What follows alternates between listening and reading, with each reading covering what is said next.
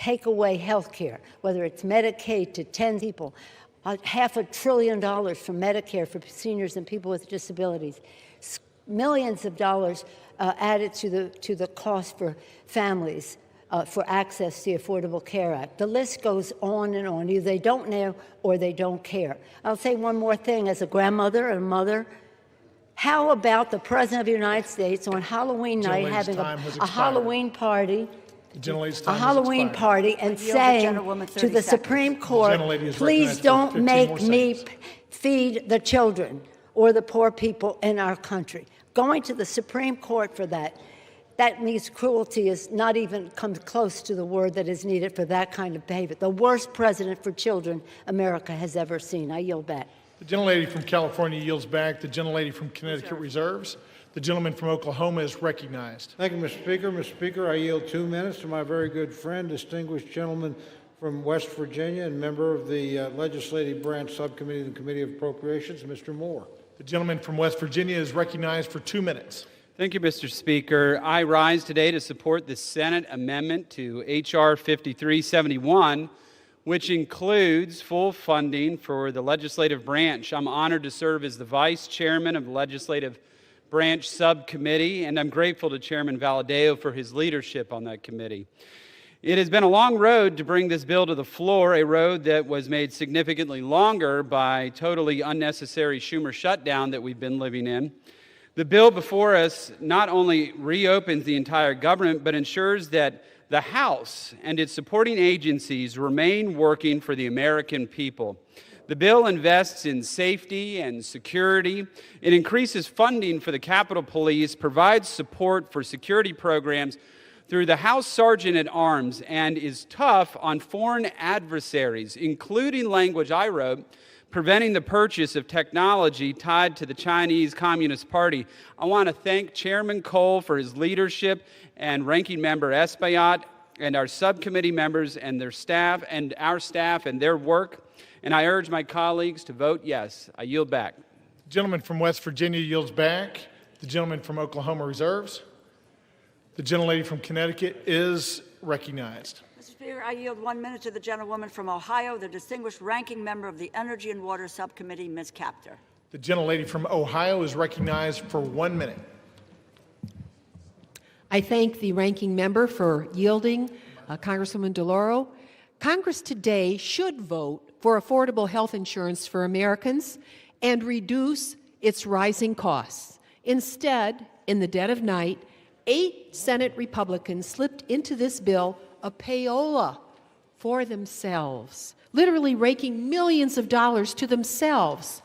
This payola, it's called corruption. Corruption. Millions of taxpayer dollars now are slated for Senators Graham, Hagerty, Hawley, Sullivan, Tuberville, Johnson, Loomis, and Blackburn. Each is teed up to personally rake in a minimum of $500,000 up to $1.5 million. Meanwhile, the American people need more affordable health insurance, but these senators, with their House allies, are lining their own pockets. I say no more tax breaks to billionaires and no payoffs to U.S. senators. This is what happens when power serves itself instead of the people. This isn't leadership, it's corruption disguised as legislation. Will the gentleman yield me 10 seconds? The gentlewoman's time has expired. No? Let's cleanse America of disgusting corruption. Power corrupts, absolute power corrupts, absolutely. The gentleman from Connecticut reserves. The gentleman from Oklahoma is recognized. Thank you very much, Mr. Speaker. Mr. Speaker, I yield 2 minutes to my very good friend, distinguished member from Washington and distinguished member of the Appropriations Committee, Mr. Newhouse. The gentleman is recognized. Thank you, Mr. Cole, for yielding the time. Mr. Speaker, over 40 days after the Senate Democrats shut down the federal government, we are finally reopening. The result of the shutdown has been thousands of employee furloughs, major disruptions to our air travel, service members going without pay, delayed food assistance for low-income individuals and families, and much, much more. Mr. Speaker, as a member of the House Appropriations Committee, the responsibility of funding the federal government is one that I take very seriously, especially in light of our nation's debt surpassing $38 trillion. The performative tactics that we have watched over the last 7 weeks have truly been a disservice to Americans. And my friends across the aisle should never have put leverage or politics over those people that they represent. But the most important thing right now is that we get back to work, making sure the federal government can provide the essential services that people depend on, and that Congress can continue working to pass full-year funding legislation providing responsible federal spending and fund those essential services. Mr. Speaker, we are making significant progress with the inclusion of these 3 appropriation bills, but our work is far from over. I encourage all my colleagues on both sides of the aisle to support this deal, vote to end this unnecessary shutdown, and help us get back to the business of hardworking Americans across this country. Thank you, and I yield back. Gentleman yields. The gentleman from Oklahoma reserves. The gentlewoman from Connecticut is recognized. Speaker, I yield 1 minute to the gentlewoman from Minnesota, the distinguished ranking member of the Defense Subcommittee, Ms. McCollum. The gentlewoman is recognized. Mr. Speaker, Donald Trump and Republicans control the entire government. For 42 days, Republicans shut it down. Why? Because they refuse to extend tax credits to help millions of Americans afford their health care. And if that wasn't bad enough, President Trump even withheld food assistance during the shutdown. Hunger should never be used as a weapon. The CR continues the Republican health care crisis. The Speaker's already said he won't hold a vote to extend the Affordable Care Act tax credits to reduce health care costs for Americans. So now my constituents are going to have to choose between heating their homes, feeding their families, or taking their children to the doctor. It's a terrible deal for the American people. Americans deserve an open and transparent government that works for them.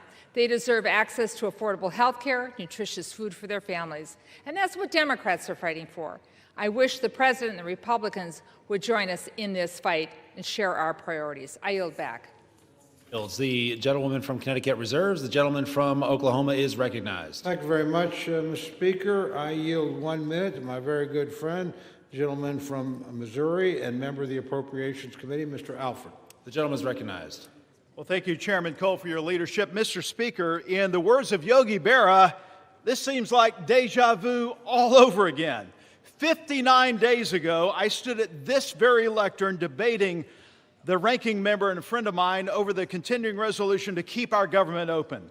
On September 19th, we did our work in this body, but Senate Democrats chose to hold America hostage with the Schumer shutdown.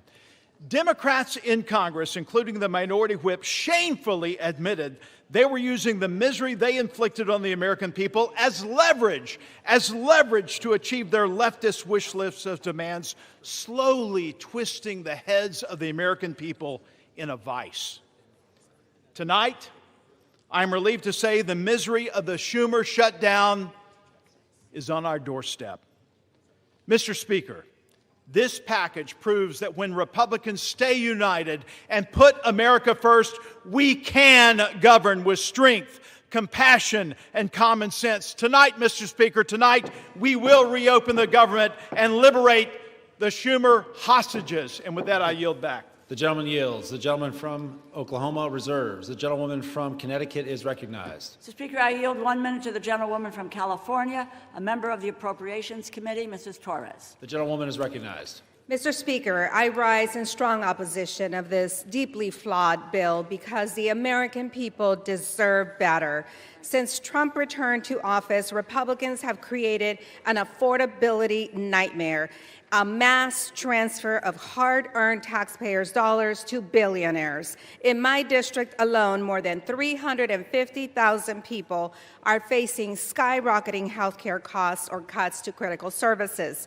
Republicans shut down the government instead of finding bipartisan solutions to keep care affordable and took a 7-week paid hiatus, during doubling health care costs for working families, cutting off food assistance right before Thanksgiving, and letting Trump spend his holidays pardoning insurrectionists, enriching billionaires, cozying up to dictators, and building himself a new ballroom, all while taking food away from families in need. And now Senate Republicans want to reward themselves with a taxpayer-funded handout. Shameful, shameful, shameful. House Republicans should be here doing their jobs, not making life harder for working families. I urge a no vote. Members are advised to direct their comments to the chair and not to engage in personalities toward the president. The gentlewoman from Connecticut reserves. The gentleman from Oklahoma is recognized. Thank you, Mr. Speaker. Mr. Speaker, I yield 1 minute to my very good friend, distinguished gentleman from Texas and chairman of the House Budget Committee, Mr. Arrington. The gentleman is recognized. Mr. Speaker, the Democrats rejecting a clean CR, shutting the government down, creating all the havoc, the pain and suffering for our fellow Americans is so obviously disingenuous. They never vote against clean CRs. Never. For 4 years under Biden, you all didn't reject one clean CR.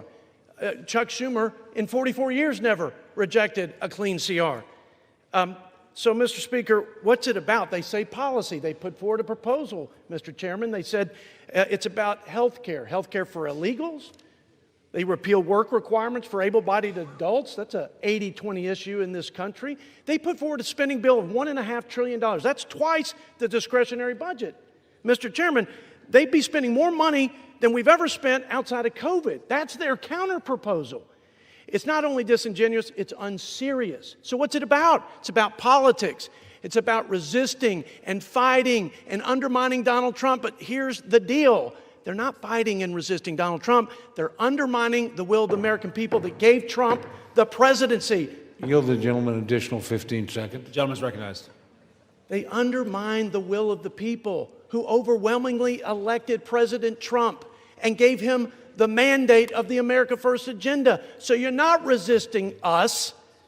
You're posturing and placating the radical left. And you are holding back what the American people wanted, and that was a new direction for this country. I yield back. Members are reminded to please direct their comments only to the chair. The gentleman from Oklahoma reserves. The gentlewoman from Connecticut is recognized. Mr. Speaker, I yield 1 minute to the gentleman from New Jersey, the distinguished ranking member of the Energy and Commerce Committee, Mr. Pallone. The gentleman is recognized. Thank you, Mr. Speaker. I want my colleagues to understand that when the Affordable Care Act was adopted, it was adopted for middle-class people who could not afford health insurance. They had no other option. They had nowhere to go. You just would end up without health insurance. I have constituents coming to me now crying because their insurance is going from $500 a month to $1,500 a month. That's an increase of $1,000 a month. Who can afford that? No one in the middle class. At the end of 2024, last year, during a Democratic administration, the number of insured Americans was at a record high of about 95%. Democrats worked for that.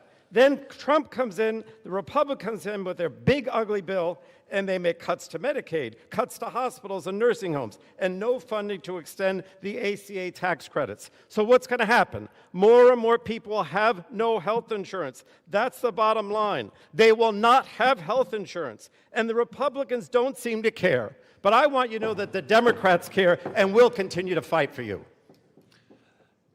The gentleman yields. The gentlewoman from Connecticut reserves. The gentleman from Oklahoma is recognized. Thank you, Mr. Speaker. Speaker, I yield 1 minute to the distinguished gentleman from Guam, my very good friend, Mr. Moylan. The gentleman is recognized. Thank you to my friend from Oklahoma. Mr. Speaker, Guam is home to 3,372 federal employees, more than 43,000 SNAP recipients, and over 9,000 WIC recipients, and more than 20,000 veterans, all of whom have been impacted by this shutdown. If we continue to put politics over a country, my constituents will continue to suffer.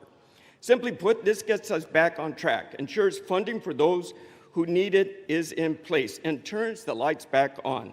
This bill ensures that families receive the assistance they need, veterans have access to care, and our island is reimbursed for the sacrifice we made to keep federal programs running during this difficult time. I urge my colleagues to support this bill and to deliver for American people. The time for deliberation is when the government is open and people have the assistance they need. I reserve. The gentleman yields. The gentleman from Oklahoma reserves. The gentlewoman from Connecticut is recognized. Mr. Speaker, I yield 1 minute to the gentleman from Massachusetts, the distinguished ranking member of the Ways and Means Committee, Mr. Neal. The gentleman is recognized. Thank the gentlelady. Mr. Speaker, the destruction that is taking place in America's healthcare system during these 10 months is unbelievable. They've eviscerated the National Institutes of Health. They've cut back on the Centers for Disease Control, billions of dollars from Medicaid for a tax cut for the wealthy. Wait till you see what's coming to America's hospitals after the next election. It's so contrived they waited until after the election to implement it. 24 million people are likely to lose health insurance if we don't implement these tax credits as suggested.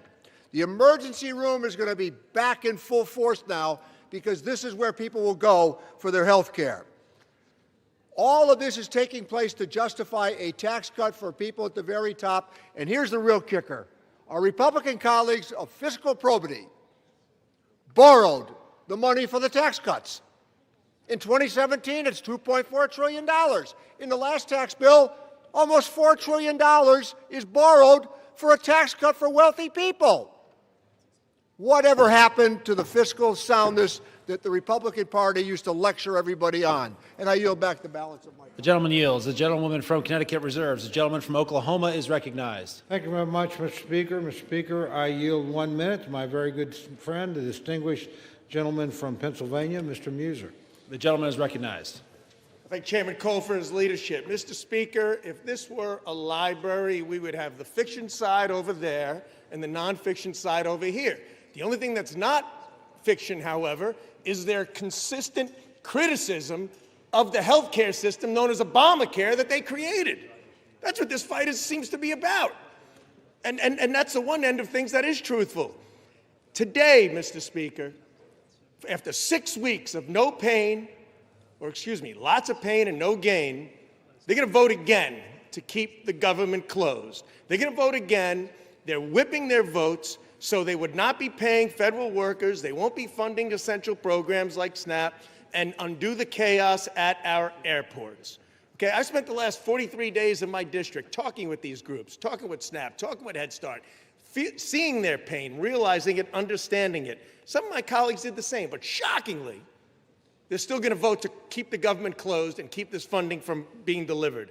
It's time to fix the damage the Democrats have caused. With this vote tonight, Republicans will restore SNAP payments. We'll get TSA and air traffic control. Yield the gentleman an additional 15 seconds. And you know what, thank you, Chairman. And you know what, Mr. Speaker? Yesterday was Veterans Day. Veterans didn't fight for the red. They didn't fight for the blue. They fought for the red, white, and blue. Maybe tonight we can follow their example. I yield back. The gentleman yields. The gentleman from Oklahoma reserves. The gentlewoman from Connecticut is recognized. Mr. Speaker, I yield 1 minute to the gentlewoman from Washington, Ms. Del Bene. The gentlewoman is recognized.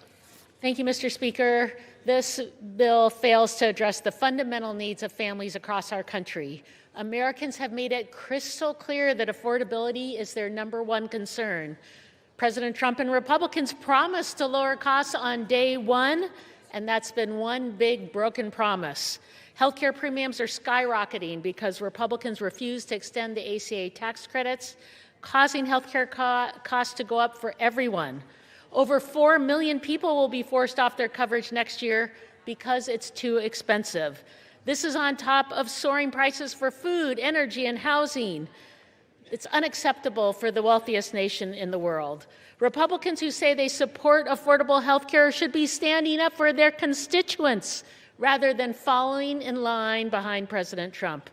I'm going to keep fighting for affordable health care and lower costs. The American people deserve better.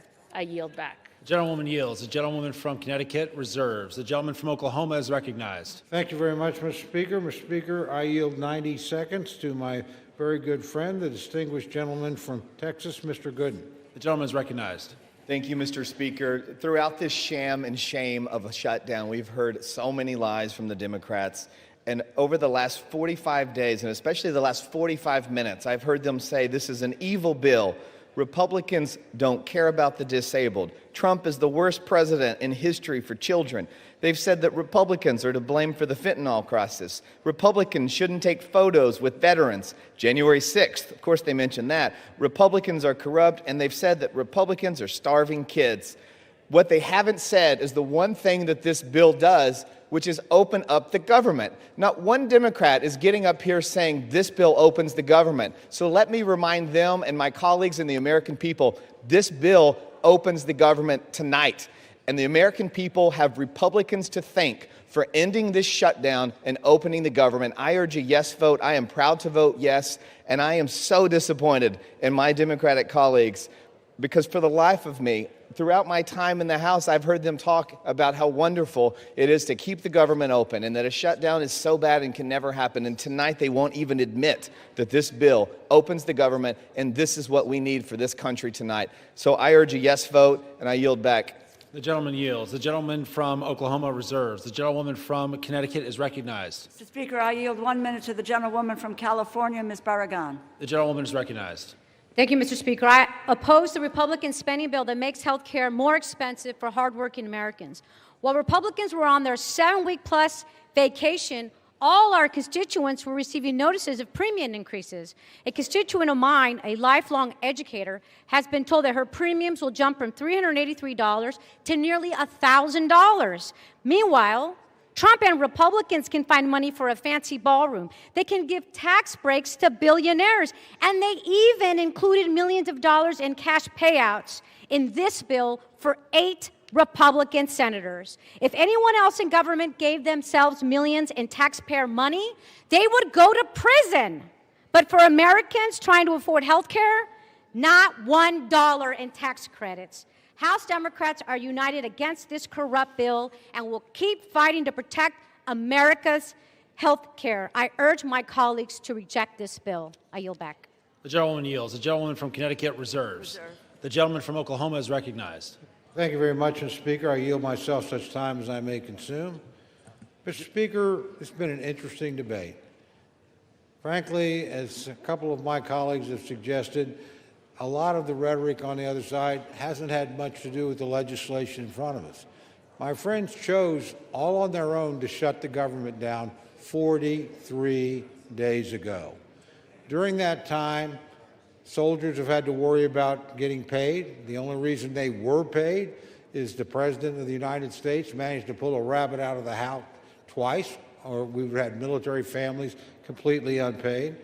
We have our air traffic controllers. Most of us flew here today or yesterday or in recent days. They're keeping the skies as safe as they can, but they haven't gotten paid. We're in this Capitol building. We're under the protection of the Capitol Police. They do a splendid job. They keep doing their job. They haven't been paid. We have people that are in desperate need of some of the services that this government has promised to give them, SNAP and WIC. That's at risk unless we pass this legislation tonight. So we can have all these debates about all these other issues. As a matter of fact, my friend the Speaker, his counterpart in the United States Senate, the Majority Leader, and the President have said, when you open the government, we'll be happy to talk to you about some of these issues. But you're not going to shut down the government, punish the American people, put people's lives at risk, and think we're going to sit down and negotiate with you under those circumstances. That is not going to happen. We told you 43 days ago, from bitter experience, government shutdowns don't work. They never achieve the objective that you announced. And guess what? You haven't achieved that objective yet, and you're not going to. We did the same thing twice, so I'm not saying that we've got clean hands over here. You guys did it on DACA, didn't work here, not going to work here. Only people that have suffered have been the American people, the people that we're all here to serve. So let's keep the focus on getting the government back open. I would also add, and I appreciate this very much, there have been robust discussions back and forth, and we have 3 appropriations bills attached to this. They're appropriations bills that do important things. The Ag bill will make sure that people that rely on WIC and SNAP don't have to worry about another government shutdown between now and September 30th of next year. The Ledge Branch bill will make sure that the Capitol Police and everybody else at staff that allow this chamber to function don't have to worry about not getting paid until September 30th of next year. And obviously, military construction and, more importantly, veterans rely on benefits commitments we have made. Passage of this bill makes sure that those commitments will be fulfilled between now and September 30th next year. And we buy the time to sit down and rationally and responsibly negotiate other appropriations bills that we can bring, I hope, in a bipartisan basis to this floor to keep the government open. So I would just ask my friends to reflect on that. I hope some of you feel the weight of that decision. I know you do. And I hope you can vote to keep the government open. There's no excuse to shut it down. The United States Senate operated to keep it open in a bipartisan fashion. Now, it took them a long time to do it, but they got there. Let's not follow that example. Let's follow when they finally got the job done, they sent us a product. It's not a perfect product. It's got some things in it I don't like. But frankly, if we kept the government open, we would have never been in this situation in the first place. So I would just ask my friends to remember their constituents. I know they think about them. I know they're serious about the points they make. Reopen the government. Raise your issues. Let's see if we can come to a negotiated settlement. But let's not punish the American people. A no vote on this, again, means soldiers and military families don't get paid. A no vote means that people in need of SNAP and WIC might not get it. A no vote means the people that allow us to come here and debate and work won't get paid either. I can go down the list of horrors. It's pretty simple. This is a vote about two things. Opening the government of the United States, which you willfully tried to shut down, fortunately did not succeed in that in this chamber, but some of your colleagues, using arcane Senate rules, did manage to do it, but finally came to their senses. You ought to pay attention to those people. They said, enough is enough. Let's reopen the government. I would urge my colleagues to do that today, and I hope it's done in a bipartisan way. With that, I reserve the balance of my time, Mr. Speaker. The gentleman reserves, and members are reminded to direct their remarks only to the chair. The gentlewoman from Connecticut is recognized.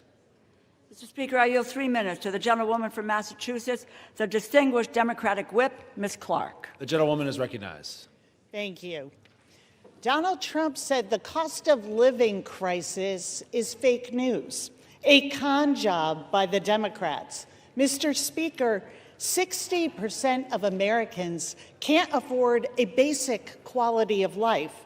45% have had to skip a doctor's appointment or a prescription because they can't afford it. 41% are living with medical debt. The American people are simply not making it. Not only is that crisis real, it is a crisis that Republicans promised to solve.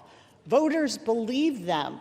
And now, after a 54-day hiatus, what are Republicans doing? They're voting to raise the cost of living. They're voting to make it even harder to get by. Not by some marginal amount. They are doubling, tripling, and quadrupling monthly premiums. And what's the defense? They are looking people in the eye and flat out gaslighting them. Costs aren't up, costs are down. Trump says, I don't want to hear about the affordability. Well, get used to hearing about it. You're going to hear about it a lot because people are feeling it every single day.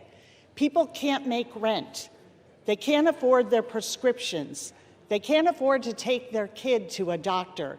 They can't find childcare, and when they find it, they can't afford that either. Grocery and utility bills are spiking. This is the crisis of our time, and it's about to get exponentially worse because the GOP's craven allegiance to billionaires over working people. The cost of living crisis is not fake news. It's not a perception issue.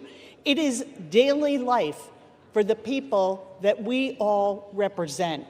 So let's do something about it. Let's reject this budget. Let's stop the health care cuts. Let's stop the premium hikes. Let's stop the hospital closures. And let's stop the billionaire giveaways. I yield back. The gentlewoman yields. The gentlewoman from Connecticut reserves. The gentleman from Oklahoma is recognized. Thank you, Mr. Speaker. I reserve. The gentleman reserves. The gentlewoman from Connecticut is recognized. Mr. Speaker, this bill fails to prevent health care costs from skyrocketing. It fails to address the crisis of affordability. It fails to keep our promise to veterans. It provides $1 million jackpot to 8 senators. It fails to protect Congress's power of the purse. I encourage my colleagues to vote no, and I have the honor of yielding 1 minute to the gentleman from New York, our distinguished Democratic leader, Mr. Hakeem Jeffries. The gentleman is recognized. Thank you, Mr. Speaker, and I thank the distinguished gentlelady, the top Democrat on the House Appropriations Committee, for yielding and for her steadfast leadership on behalf of working families, hard-working American taxpayers in the great state of Connecticut and all across America. Mr. Speaker, I rise today in strong opposition to this woefully inadequate spending bill that fails to decisively address the Republican health care crisis and fails to extend the Affordable Care Act tax credits for tens of millions of Americans. Mr. Speaker, before I say anything further, let me say to our men and women in uniform, to our active duty troops, to our hardworking federal employees, to our civil servants, to our TSA agents, to our Capitol Police, to our staff here in the House of Representatives, to our air traffic controllers, thank you for your service. Thank you for your sacrifice. Thank you for the work that you do on behalf of the American people each and every day. And it's our promise to all of you that we will continue to work hard to make sure that you are treated with the dignity and respect that you deserve. In a year in which the Trump administration has gone after hardworking federal employees relentlessly, including firing more than 200,000 federal employees prior to the start of the Trump Republican shutdown. Republicans control the House, the Senate, and the presidency. Donald Trump and Republicans made the decision to shut the government down, the longest shutdown in American history. Would rather do that than provide health care that's affordable to working class Americans, middle class Americans, and hardworking American taxpayers. All across the country, I'm certain that there are people in America asking the question, where do we go from here? House Democrats have a simple answer. We will continue to fight to lower the high cost of living. House Democrats will continue to fight to address the health care crisis that Republicans have created. And House Democrats will continue to fight to extend the Affordable Care Act tax credits for tens of millions of Americans. This fight is not over. We're just getting started. We'll fight today. We'll fight tomorrow. We'll fight this week. We'll fight next week. We'll fight this month. We'll fight next month. We'll fight until we win this battle for the American people. That's our commitment as House Democrats. And there's only 2 ways that this fight will end. Only 2 ways, Mr. Speaker, that this fight will end. Either Republicans finally decide to extend the Affordable Care Act tax credits this year, or the American people will throw Republicans out of their jobs next year and end the speakership of Trump once and for all. That's how this fight ends. Mr. Speaker, during this painful Trump Republican shutdown, what we've seen is 2 different philosophies in terms of how to govern for the American people. The Democratic Party philosophy is clear. We are ready, willing, and able to find bipartisan common ground anytime, any place, to enact spending agreements that actually make life better for the American people. But in order to do that, we need to have partners on the other side of the aisle who are actually willing to find a bipartisan path forward. But what we've seen from Republicans from the very beginning of this presidency is a my way or the highway approach. That's been the Republican philosophy. Jam your extremism down the throats of the American people. That's what we've seen from day one of this presidency. That's the reason why the government has been shut down by Republicans and Donald Trump for the longest period of time in American history. What have we seen from Donald Trump and Republicans during this shutdown? A consistent unwillingness to actually find common ground in order to make life better for the American people. Donald Trump, during this shutdown, found the time to play golf week after week after week. Donald Trump found the time to pardon serial fraudsters like George Santos and Rudolph Giuliani. Donald Trump found the time to meet with the Chinese Communist Party. Donald Trump found the time to destroy the East Wing of the White House. Donald Trump found the time to extort $230 million from the Department of Justice so he could line his pockets. Donald Trump found the time to bail out Argentina with $40 billion. Donald Trump found the time to rip away SNAP benefits from 42 million Americans. Mr. Speaker, these extremists are not like us. They're not like us. They have zero interest in fighting hard to make life better for the American people. Their philosophy, my way or the highway, our response, get lost. We're going to continue to fight hard on behalf of the American people. In the midst of a health care crisis and a cost of living crisis that is very real, despite what Donald Trump, the leader of the Republican Party, has to say, he claims there is no affordability crisis in the United States of America. But why would anyone believe anything that Donald Trump or Republicans have to say on this issue?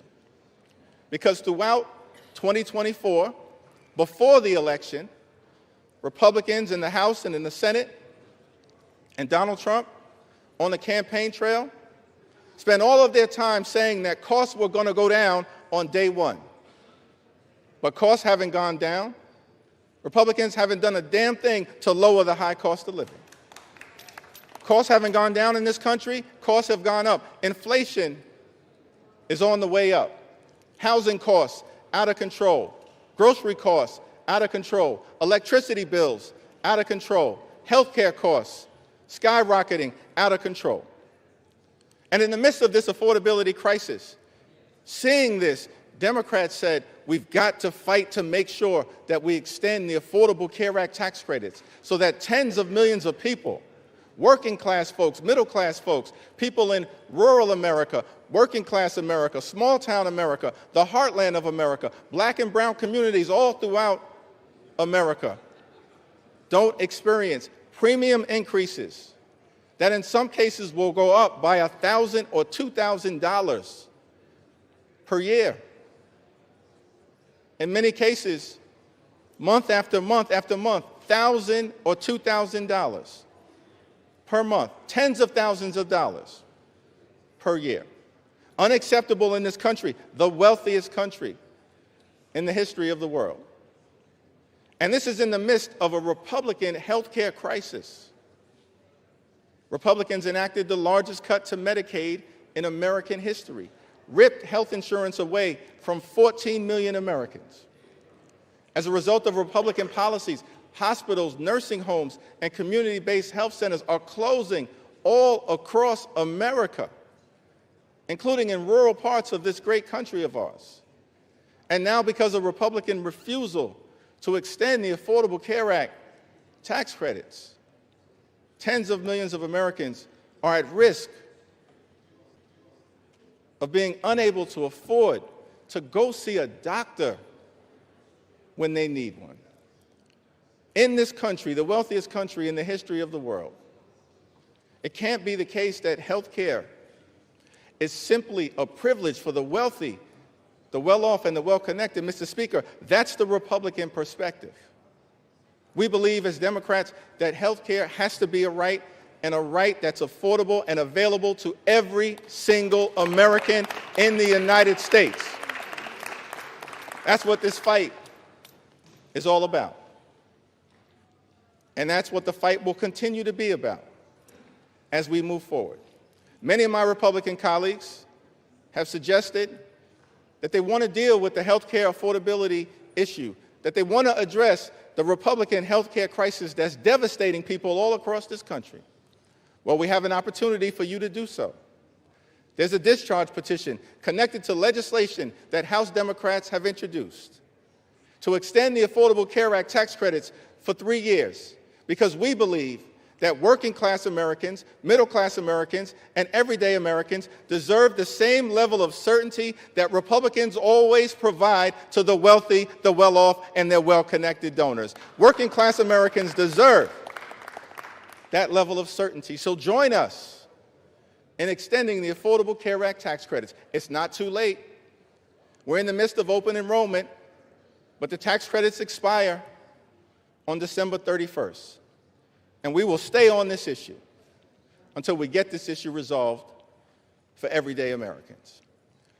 Mr. Speaker, as I close, I've had the opportunity, as many of us do, to serve in the United States Congress with legendary figures, too numerous to mention.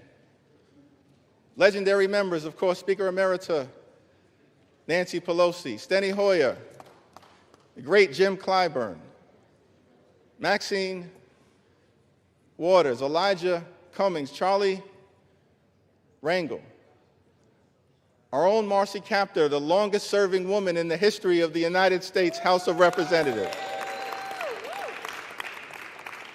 We've all had the opportunity to serve with legendary members, John Dingell, too numerous to mention. But one can't call that roll without calling the name of the great John Lewis. I had the distinct honor of serving with John Lewis for several terms. Many of us here in the House of Representatives did. I'll never forget, on my first day in the Congress, I had the opportunity to meet John Lewis for the first time in person.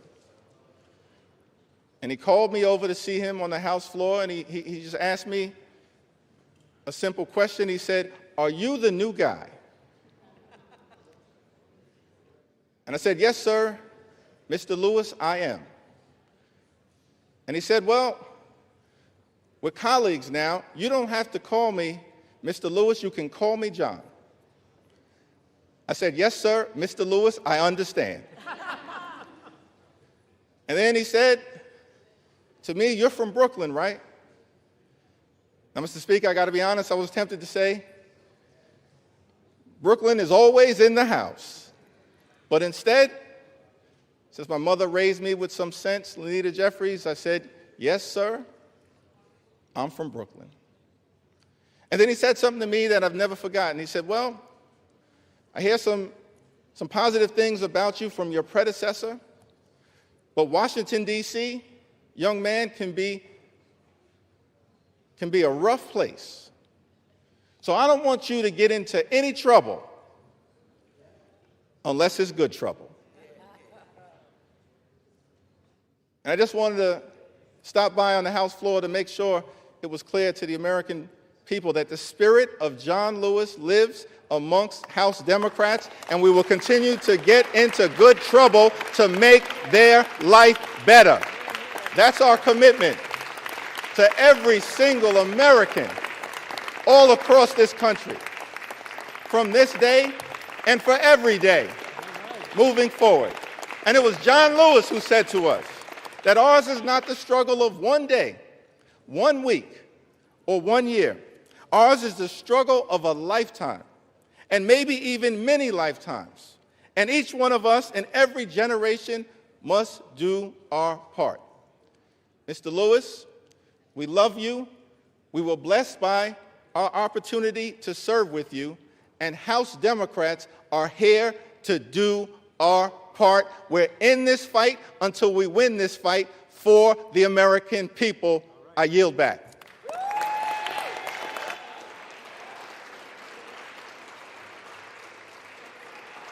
The gentleman yields. Members are reminded to refrain from engaging in personalities towards the president. The gentlewoman from Connecticut has 30 seconds remaining and is recognized. I yield back the balance of my time. The gentlewoman from Connecticut yields. The gentleman from Oklahoma is recognized. Thank you very much, Mr. Speaker. It's my distinct pleasure to yield the balance of our time to the distinguished Speaker of the House, my very good friend and a person I admire greatly. 1 minute. I'm actually just going to hold you to 1 minute, Mr. Okay. Speaker. My good friend, the gentleman from Louisiana, Speaker Mike Johnson. The gentleman from Louisiana is recognized.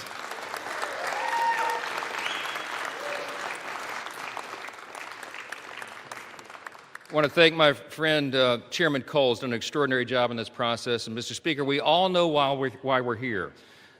House Democrats voted to shut the government down. It was 54 days ago when we had that vote, September 19th. And since that time, Senate Democrats have voted 14 times to close the government.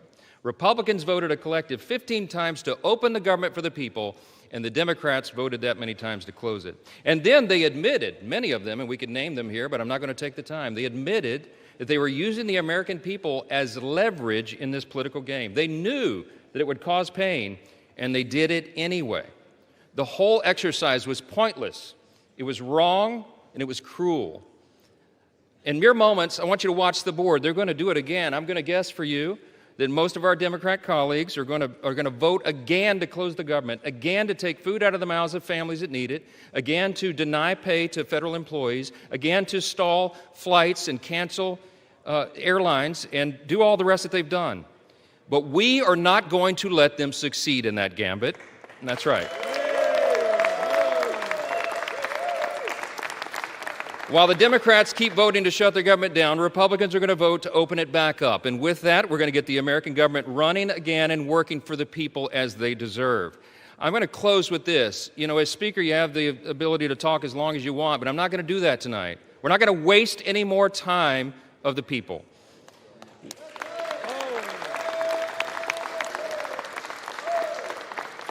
I'm just going to say this. I think that everybody needs to remember this one simple thing.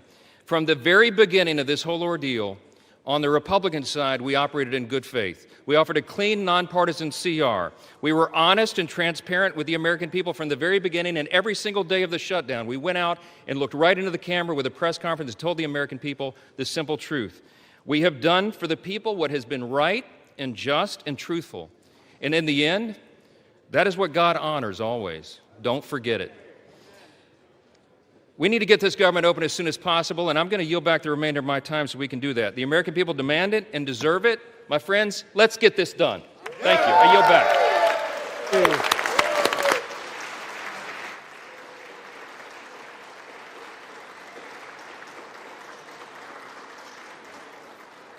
Proud of you. The gentleman yields.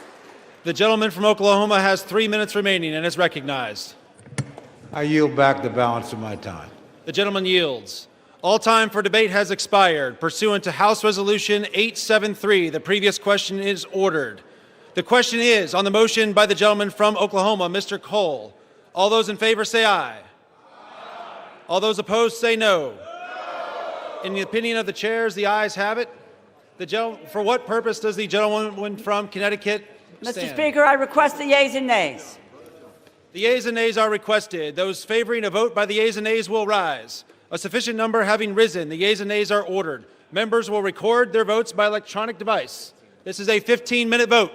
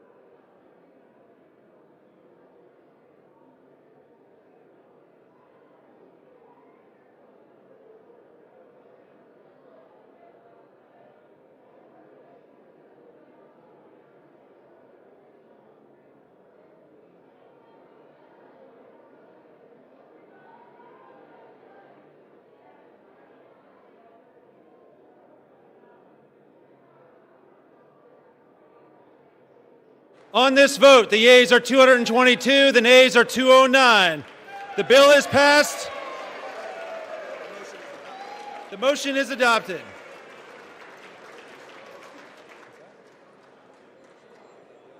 Without objection, the motion to reconsider is laid on the table.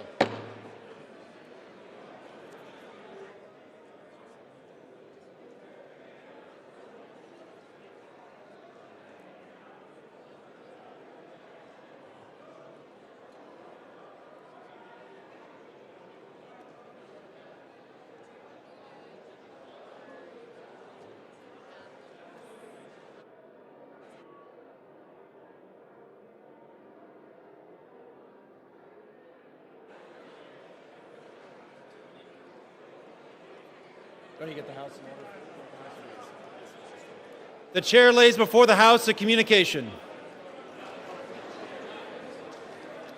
The Honorable the Speaker, House of Representatives, sir.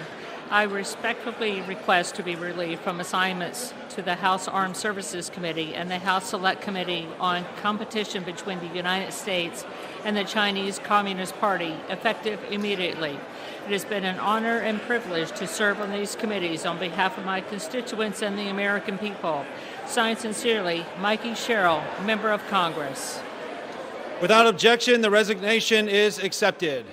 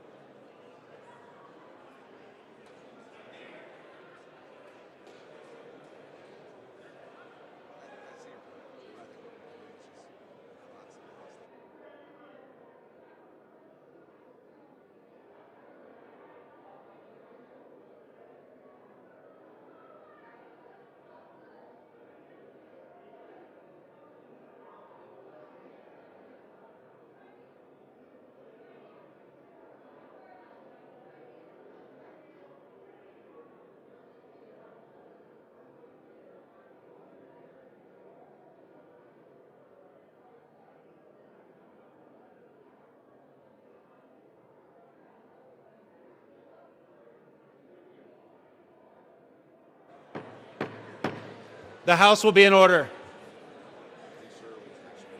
Yeah. Shh. The House will be in order. For what purpose does the gentleman from Kentucky seek recognition? Mr. Speaker, I offer a privileged resolution and ask for its immediate consideration. The clerk will report the resolution. House Resolution 874, resolved that the House has heard with profound sorrow of the death of the Honorable Richard B. Cheney, a former Vice President of the United States of America. Resolved that the clerk communicate these resolutions to the Senate and transmit a copy thereof to the family of the deceased. Resolved that when the House adjourns today, it adjourn as a further mark of respect to the memory of the deceased.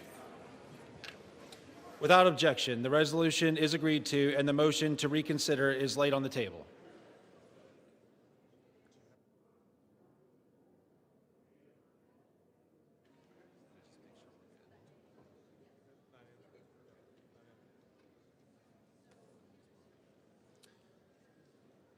Pursuant to Clause 13 of Rule 1 and House Resolution 874, the House stands adjourned until 9 a.m. tomorrow as a further mark of respect to the memory of the The form of the resolution noticed by the gentlelady from Washington will appear in the record at this point.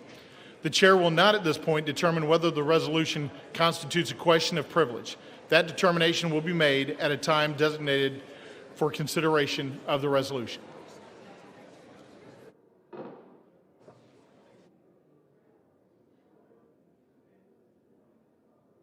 The House will be in order.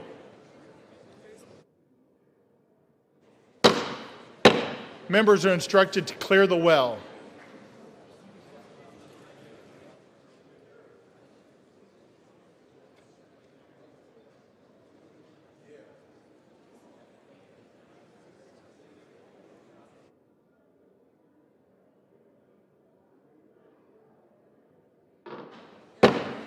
The House will be in order and members will clear the well. For what purpose does the gentleman from Illinois seek recognition? Mr. Speaker, pursuant to House Resolution, I'm sorry? Who did?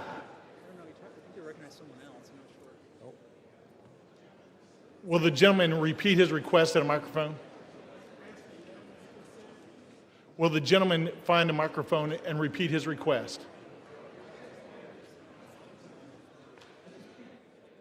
Mr. Speaker, I would like to ask unanimous consent to address the body, the world. Not recognized for that purpose.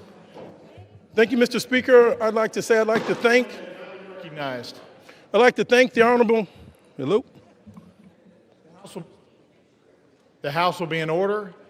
The well will be cleared. All members will clear the well. For what purpose does the gentleman from Oklahoma seek recognition? Up the bill H.R. 5371, the continuing appropriations, agriculture, legislative branch, military construction, and Veterans Affairs and Extension Act 2026 with the Senate amendment thereto, and I have a motion at the desk. The clerk will report the title of the bill, designate the Senate amendment, and designate the motion. H.R. 5371, an act making continuing appropriations and extensions for fiscal year 2026 and for other purposes. Senate amendment. Mr. Cole of Oklahoma moves that the House concur in the Senate amendment to H.R. 5371. Pursuant to House Resolution 873, the motion shall be debatable for 1 hour, equally divided and controlled by the chair and ranking minority member of the Committee on Appropriations or their respective designees. The gentleman from Oklahoma, Mr. Cole, and the gentlelady from Connecticut, Ms. DeLauro, each will control 30 minutes. The chair now recognizes the gentleman from Oklahoma. The House will be in order. The gentleman is recognized. Thank you, Mr. Speaker. Mr. Speaker, I ask unanimous consent that all members have 5 legislative days to revise and extend their remarks and include extraneous material on the measure under consideration. Without objection, so ordered. The House will be in order. All members are instructed to take their conversations outside.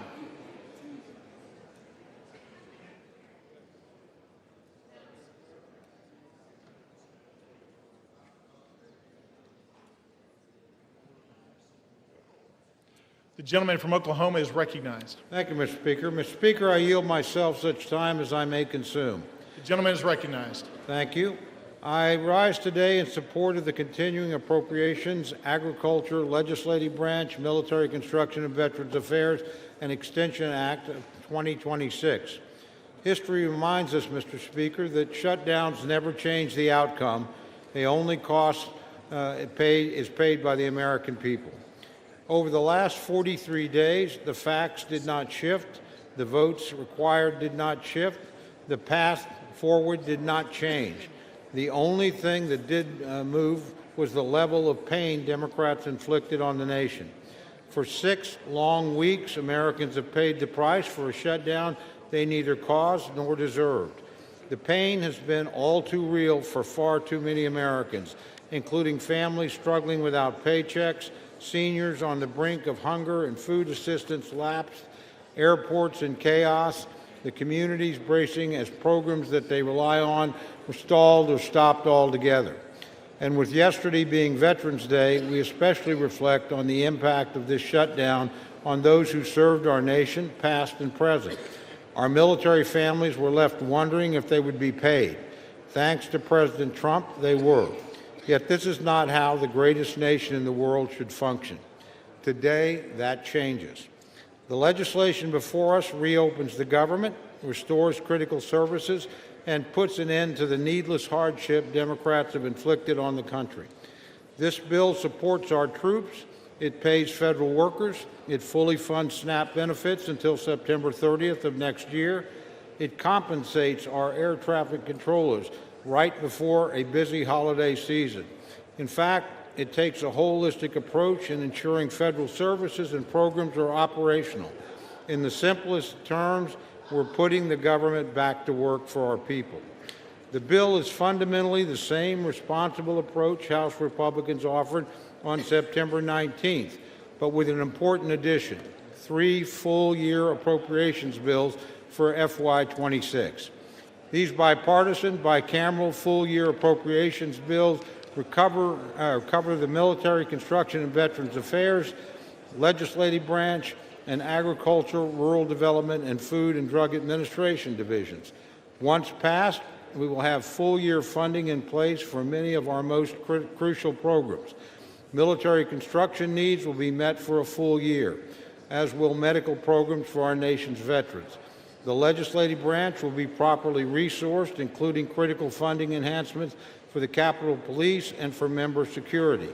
And agriculture, food, and nutrition programs like WIC and SNAP will be fully funded to help vulnerable people in need. Importantly, this legislation delivers member-driven community project funding in both the military construction and agricultural division, which will direct resources back into the hands of the communities we represent. This was a top priority for the Appropriations Committee, and we achieved it while holding overall spending levels in check. It's responsible appropriations progress like this that causes me to reflect on an important message to our friends in the Democratic leadership. My sincere apologies to Minority Leaders Jeffries and Schumer, but after today, you will no longer get to hold the government hostage, and you will not get to force a rushed, pork-filled Christmas omnibus at the end of the year. Republicans have actively restored a responsible line-by-line process. Over the next few months, we will continue this work and efforts through regular order. This Article 1 advancement is an accomplishment that every member of this chamber can be proud of, regardless of party. Yet some still need to decide what they stand for today. So to my colleagues on the other side of the aisle, do you want the leverage or do you want to legislate? Do you treat Americans as collateral damage or as constituents? And do you answer to your caucus or your country? For Republicans, the answer has been clear for the last 43 days. We have and we will continue to put Americans first. Democrats can join us. They have an opportunity to make the responsible choice to reopen our government and pass 3 official full-year appropriations bills. 8 Senate Democrats saw reason and did exactly that. I hope House Democrats do the same. True courage is taking responsible action for the nation, even when politics makes it inconvenient. Let's reopen the government and get back to work. With that, Mr. Speaker, I reserve the balance of my time. The gentleman from Oklahoma reserves. The gentlelady from Connecticut is recognized. Thank you, Mr. Speaker. The House is not in order. Thank you. The House will be in order. Thank you very much, Mr. Speaker. I yield myself 7 minutes. The gentlelady is recognized. I rise in opposition to this bill that does nothing, not one thing, to address the Republican health care crisis amid a cost of living crisis. More than 20 million Americans will have to pay double, even triple their monthly insurance premiums in just a matter of weeks. And this bill leaves families without even a glimmer of hope that their costs might go down. Energy prices are up, grocery prices are up, housing costs are up. When 2/3 of American workers are living paycheck to paycheck, you can understand why the most important issue on their minds is affordability. What does President Trump say? And I quote, "Affordability is a con job," end quote. How out of touch can you be? Mr. President, start to listen to the American people, not your millionaire, billionaire friends. President Trump and my Republican colleagues refused to address this issue. They continued to avoid it. They were so intent on avoiding it that they shut down the government instead of dealing with it. Speaker Johnson has indicated that he will not deal with it. He has shown no interest in holding a vote on extending the health care subsidies, which would prevent monthly costs from soaring. Republicans have tried to say they will deal with this problem their own way, but they have no plan. They are trying to repeal the Affordable Care Act, as they have been trying to do unsuccessfully for 15 years. However, they are poised to succeed, which is why it is so important for this continuing resolution to fail.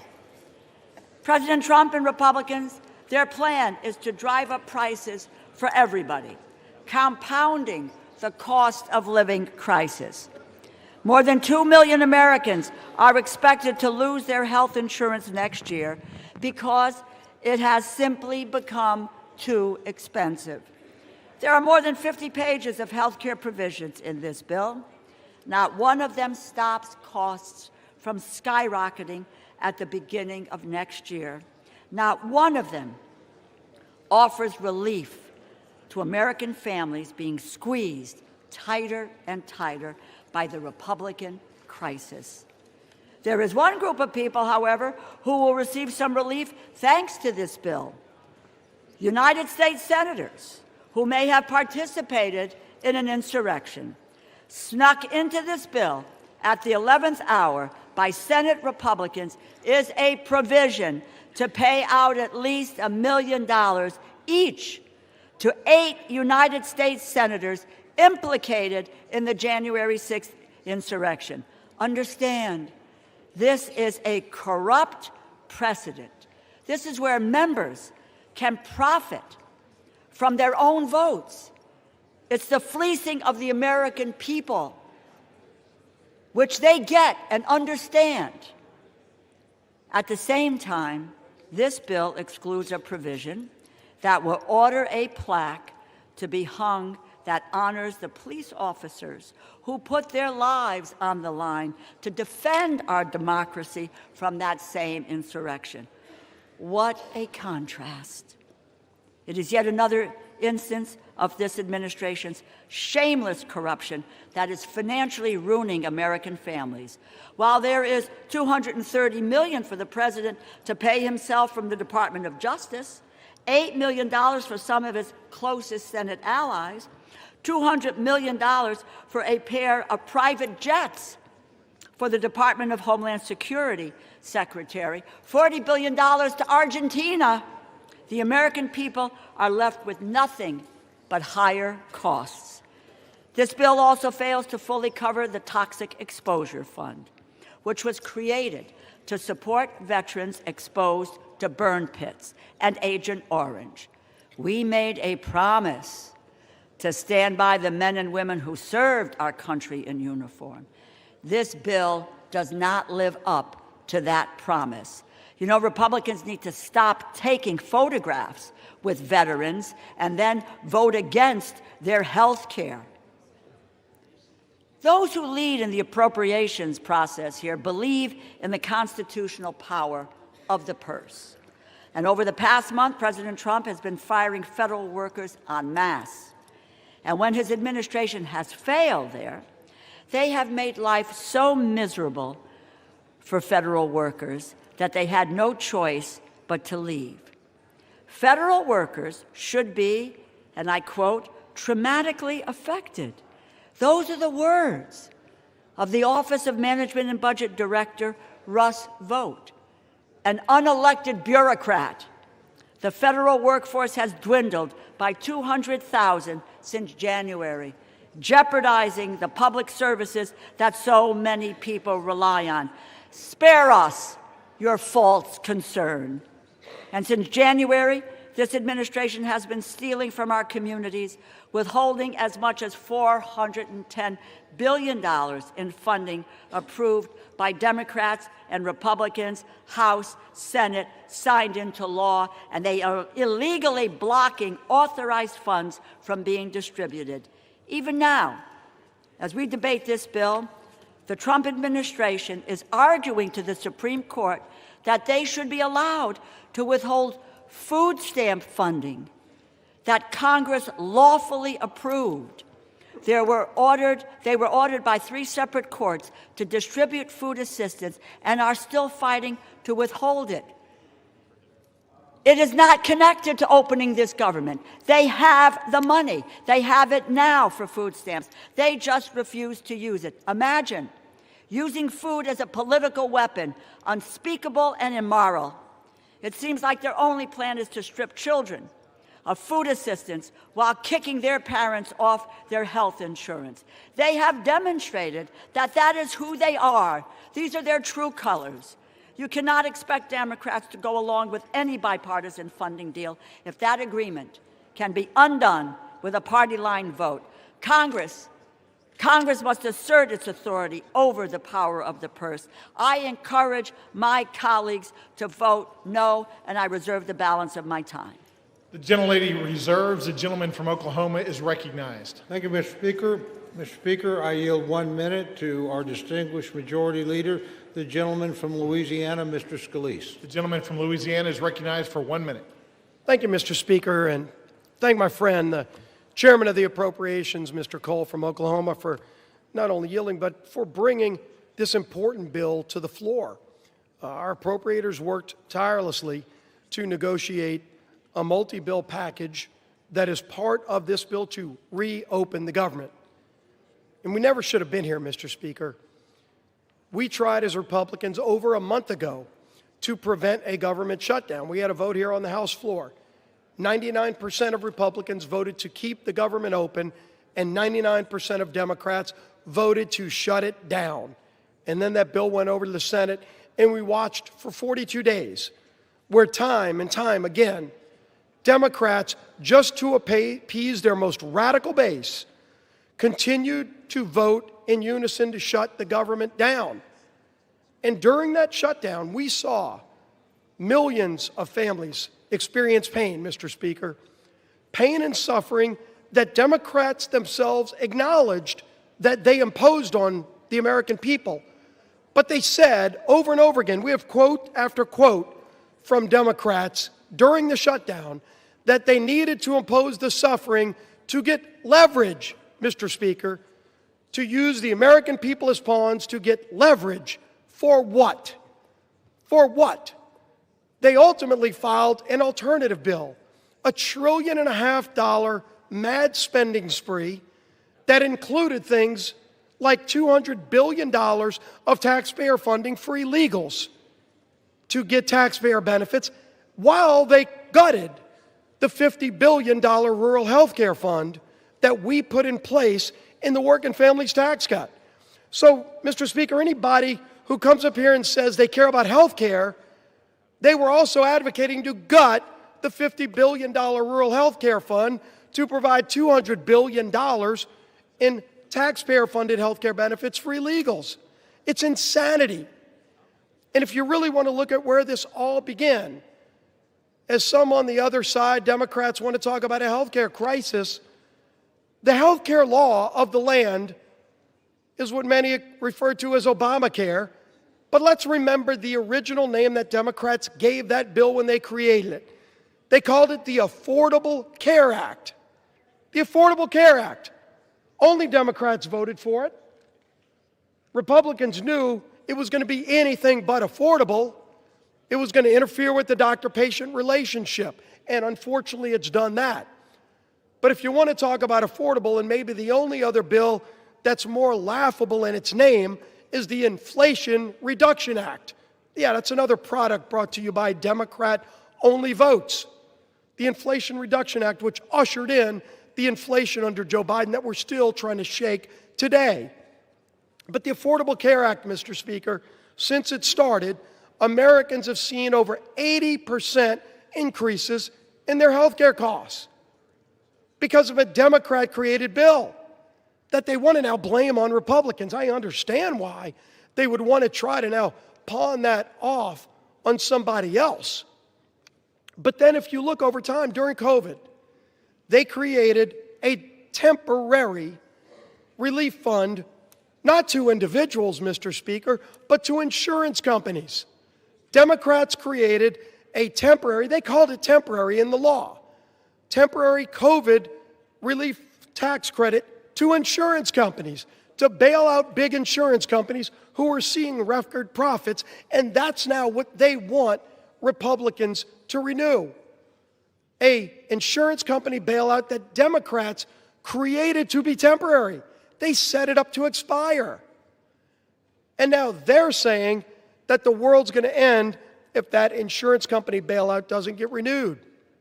While at the same time, when we as Republicans worked to actually lower premiums for families, they fought it every step of the way. That's right. We had a bill that we passed through this House just a few months ago in the Working Families Tax Credit. Part of that bill was called the cost share reduction, was scored by the CBO to lower premiums for families by over 12%. And what happened? It gets over, and by the way, every Democrat voted against that too, because they've never cared about lowering premiums. Then that bill gets over to the Senate. Senate Democrats worked overtime to get that provision removed. And if you go look at Senate Democrat Budget Committee website, they still brag that they removed that provision that would have lowered premiums for families. So, absolutely, Republicans have worked and will continue, by the way, to work to lower premiums for families. But make no mistake, the high premiums that everybody faces today are a result of the inaptly named Affordable Care Act and the many failures associated with it. But this bill today is about ending the misery Democrats created on families. That is just about funding the government, not about solving other problems that we should be working to solve, but about getting the government back open while not holding the American people hostage. And that, Mr. Speaker, is what has disgusted the American people most during this shutdown. That should have never happened, but it's that it has caused real suffering for American families. Our men and women in uniform that had to wonder whether or not they're going to get paid. Air traffic controllers who already had a highly stressful job and then had to show up for work without getting paid. Multiple paychecks missed. Now you're seeing, because a lot of those air traffic controllers have to go work jobs as Uber drivers. They aren't even being able to show up for work because they still have bills due, their rent's due. They're trying to put food on their table, and Democrats want to vote no tonight to keep denying them food. The 42 million SNAP recipients, those people that are low income that need those food benefits, if you vote no today, you are voting to deny those 42 million low-income families basic food needs.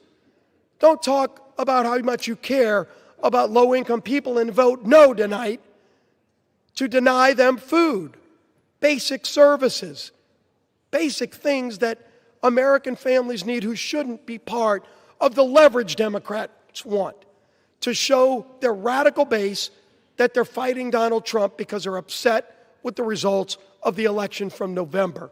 It is time to end this madness, Mr. Speaker. Let's get this government back open.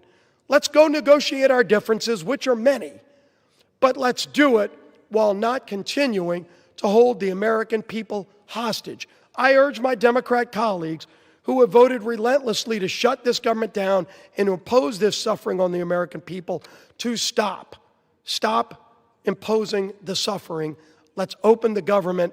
Let's get back to the work of the American people. I yield back the balance of my time. The gentleman from Louisiana yields back. Does the gentleman from Oklahoma reserve? I do, Mr. Speaker. The gentleman reserves. The gentlelady from Connecticut is recognized. I remind the majority leader that a 60-year-old couple earning $82,800 per year, annual premiums will rise by over $17,000, a 255% increase.